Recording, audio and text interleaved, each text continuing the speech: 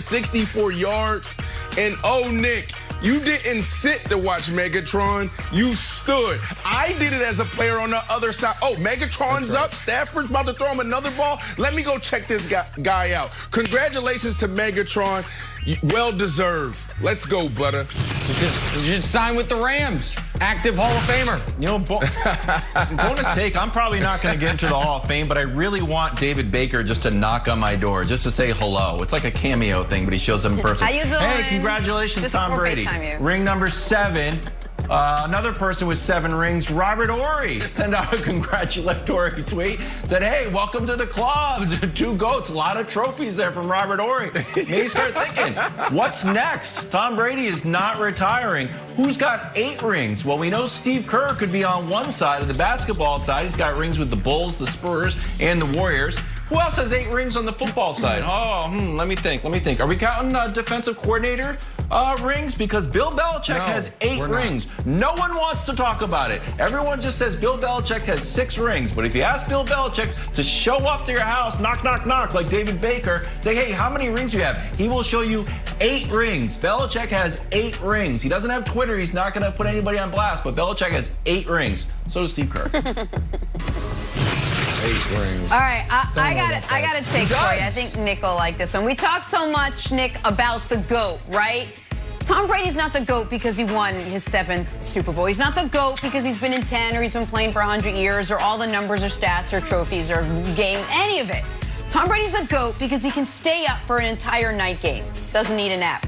You know why there's some question about who the GOAT is in the NBA? Because LeBron James cannot do that thing. LeBron James, I know he played back-to-back games. LeBron James needing a little schluffy, a little nap, a little night-night. That is why there's question. Who's the real GOAT in the NBA? No one's saying, is it Mahomes or is it Brady? It's always Brady. He can stay up, doesn't need a nap. LeBron James, getting old, little tired. Don't know who the real GOAT is. There you go. When you can stay up for a whole game, my friends, I will crown you yesterday saying, I'm sleepy. By taking a nap? That's how he ended his press conference yesterday. That's a true story. There you go. That's a true story. There you go.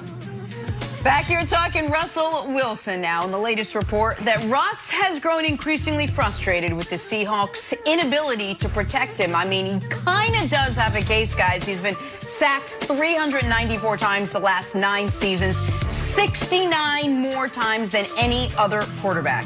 It was also reported over the weekend that multiple teams have called to check on Russ's availability in a trade. Brandon, Russ is your guy. What do you make of all of this?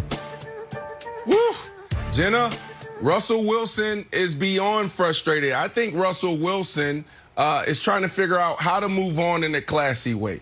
That's what I truly believe. Like, Russ is a guy that's not concerned about, like, how you think about me and what do you think about me. He's really concerned about what type of legacy do I leave behind. He's trying to leave the legacy that he did things the right way so other guys can follow that same blueprint. So I think he struggles with how to move on in a classy way, in a way where people can look at him and say, you know what, he still did it the right way, because that's important for Russ. Here's the problem.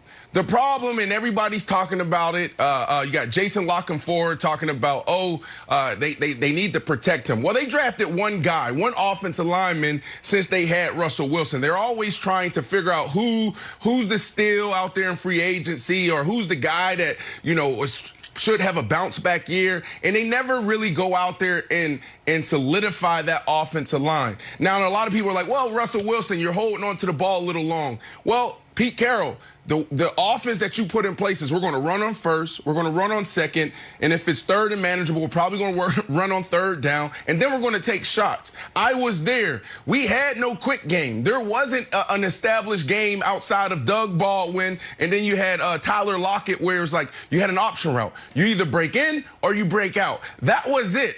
So Russell Wilson, if the deep ball's not there, of course he's going to hold on to the ball, definitely when you have that type of offensive line in front of you. So that is the problem. That's one of the problems. The other problem, as we know, is like, are we going to let Russ cook? Russ is the guy, Nick, as you know, he's going to scramble around. He's going to make plays happen. But at the end of the day, you need to decide if you believe in Russ to drop back and throw it 30, 40 times. And I don't think they believe in Russ. Well, actually, I know they don't believe in Russ because I was there.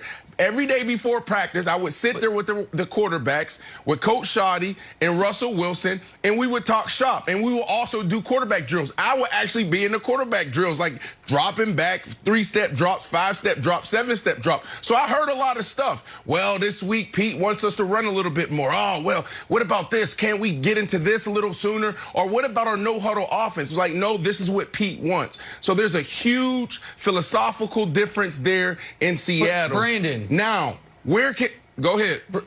Can I ask you a question? I just want to ask you a question real quick about what you were saying. Because didn't it seem, though, to you that the first half of the year they tried to change that?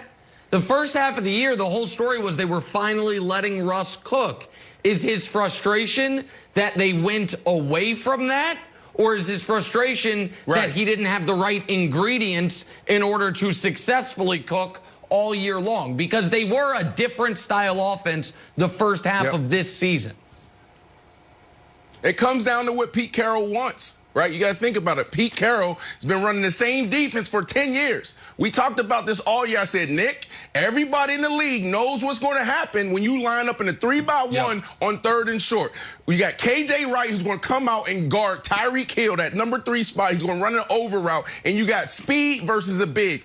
It's the same thing. Pete Carroll is a stubborn man. Pete Carroll's awesome. I love Pete Carroll. I can pick up the phone and probably call Pete Carroll, and he'd probably answer. But at the end of the day, like, I got a job to do. And we know that Pete Carroll's stubborn. So when you look at the defensive side, same thing offensively. He's looking at what did we do to get to those Super Bowls? And that's what they did. They played good defense, and they ran the ball. But you got a once-in-a-lifetime talent in Russell Wilson, a once-in-a-lifetime leader in Russell Wilson. You got to let him cook. LeBron James right now is shooting the ball like he's Ray Allen. He's shooting as if he's one of the greatest shooters the league has ever saw. So what happens if LeBron James had 3 or 4 bad games? Are we going to then go to LeBron and say, LeBron, go do what you've been doing? And that's what they did to Russell Wilson this year. Russell Wilson, they let him cook. He was doing a great job. And then all of a sudden, Nick, he started throwing a couple of picks. And then Pete Carroll, he got a little nervous, got a little anxious, and said, and went back. So this makes sense now.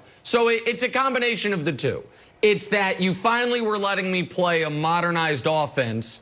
I had a bad month, and you immediately said, okay, rip that up. That didn't work. On top of the fact that the team is not doing a good enough job personnel-wise surrounding with pieces, most notably the offensive line. Okay, so that, I think that's the messaging as far as what's going on in Seattle. Wilds, the other piece of this, I think, for Russ, is we have to recognize Russ's experiences since entering the league. And what he has seen, and I think we are seeing this across the NFL, is we are in the era of go for it. Not only go for it, you will be rewarded if you do. Russ's firsthand experience, guess what? The Seahawks were bold. They had just signed Matt Flynn.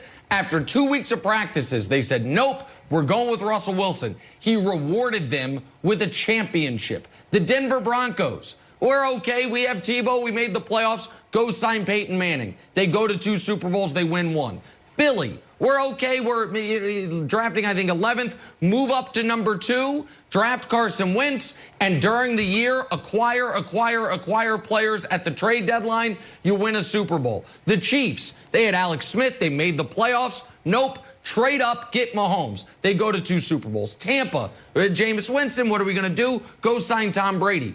In Russell Wilson's career, there are 2 types of teams that have shown up in the Super Bowl. The ones I listed and the damn Patriots. That's it. So he looks at it and says, what big move are we making? What move are we making? What is the bold move we're making to, and I think it's why Aaron Rodgers is frustrated. He's like, man, look at the Rams. I don't know if it's going to work, but they are going for it. The Chiefs are going for it. The Bucs went for it. And I think Russ is frustrated by that, the offensive style notwithstanding. And Wild, that makes sense to me. Yeah, I totally agree.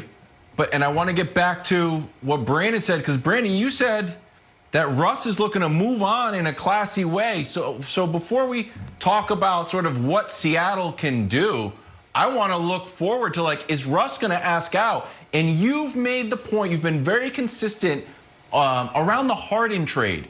You're like, you know what? If you want to win, get out. And if it's got to be ugly, so be it. Yeah. Nobody thinks about it, you know, a week after you're with your new team. And it happened to AD. The New Orleans exit was ugly. Nobody cares. Got a ring. Happened to Harden. We're not talking about it anymore. We're just talking about the Nets. Happened with Brady. Not like Brady's thing was the most clean, beautiful thing in the world, but he's going to go to Foxborough and get a standing ovation, and Belichick does too. So are you saying that Russ is really wants to get out and is trying to not ruffle anybody's feathers?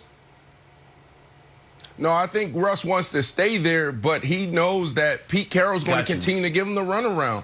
You know, when it comes down to the offensive coordinator, did I really have a seat at the table? When it comes down to how we approach our offense, are you going to listen?